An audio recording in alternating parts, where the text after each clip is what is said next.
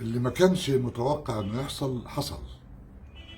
اتصالح المستشار مرتضى منصور والكابتن محمود الخطيب بعد فترة كبيرة، يعني من الأجواء السخنة الملتهبة اللي ما كانتش عاجبة حد، واللي كان ناس كتير جدا رفضها.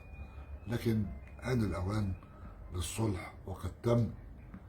وفي نفس الوقت الصلح المستشار مرتضى منصور، كابتن شوبير جميل، مع النائب أحمد دياب جميل، مع أطراف أخرى شيء هايل جدا. يعني المفروض الناس ان هي تتبسط له، مش ان هي تقف عنده وتكلكع فيه يعني. طيب، اما وقد حدث هذا التقارب بين المستشار مرتضى منصور والكابتن الخطيب زي ما قلت، هل ممكن هذا التقارب يتم ان شاء الله بين المستشار مرتضى منصور والاستاذ ممدوح عباس؟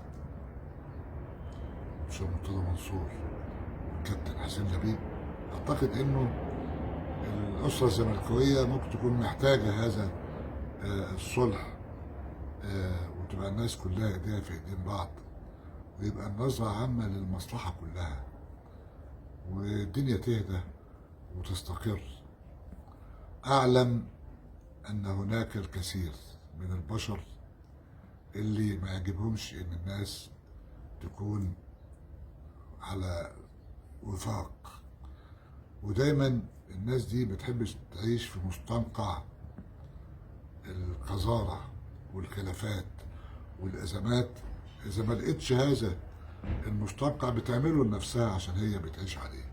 أعتقد إن الناس دي المفروض النهارده إن هي تتوارى، لأنه السمعة ما بقتش ولا بد، والرياضة المصرية محتاجة هذا الوفاق. كلام يبدو مثالي، لكن ده الكلام الطبيعي في كل الدنيا وفي كل البلاد اللي بتدور على رياضة محترمة.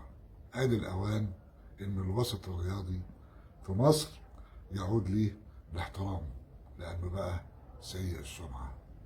شكرا لحضرتك.